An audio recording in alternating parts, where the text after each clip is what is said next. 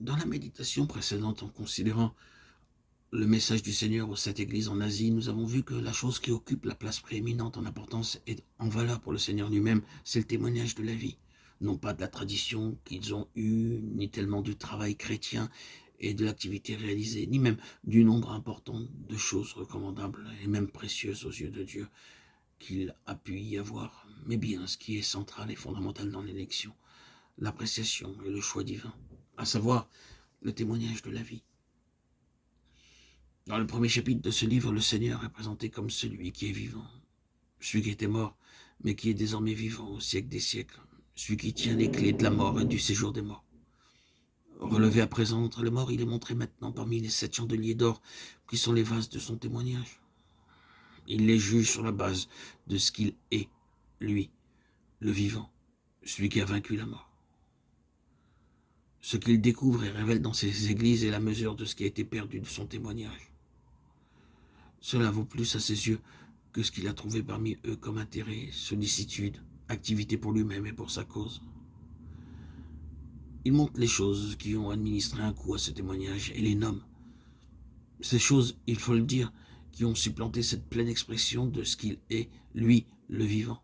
Ainsi, s'il met en évidence ce qui est pour lui pour plus précieux que toute autre chose, plus que toutes les autres choses réunies ensemble, à savoir la vie spirituelle en plénitude, en puissance, en manifestation, en impact et en témoignage. J'aimerais revenir dans l'Ancien Testament avec cette pensée pour montrer d'une manière plus convaincante combien le Seigneur veille jalousement sur la vie et quelle est sa relation avec elle.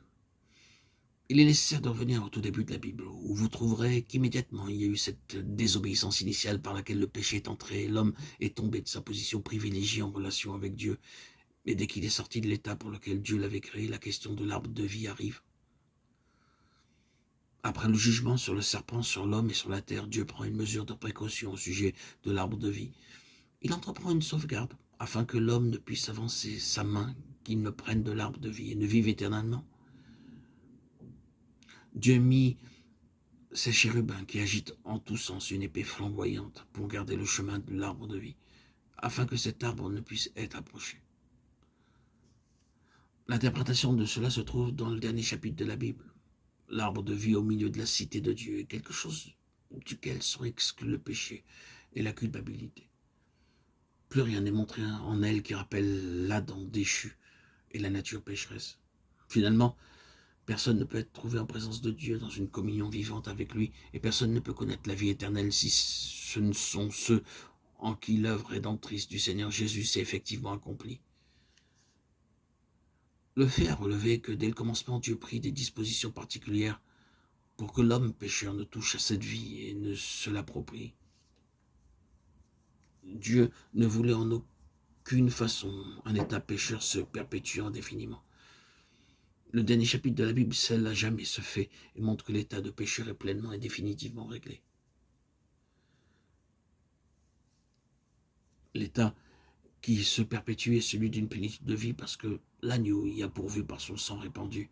Le livre de l'Apocalypse rend clairement compte de cette chose. Si au commencement de ce livre nous pouvons dire à celui qui nous aime, qui nous a délivrés de nos péchés par son sang, alors à la fin de ce livre nous pouvons nous trouver dans la cité, buvant gratuitement de l'eau de la vie et vivant dans la pleine puissance de cette vie, non pas comme invité à boire, mais comme vivant dans cette plénitude. Parce que je présume que l'épouse qui dit vient n'est autre que ceux qui sont invités à venir. Ainsi, si nous voyons tout au début l'attitude jalouse et inflexible de Dieu et sa sauvegarde en relation avec la vie, il est précieux de noter qu'il suspend la possession possible de cette vie jusqu'à ce que l'œuvre puissante de la croix ait traité entièrement cet état, qui, s'il avait pu continuer, aurait perpétué un monde perdu, un monde en dehors de l'intention divine.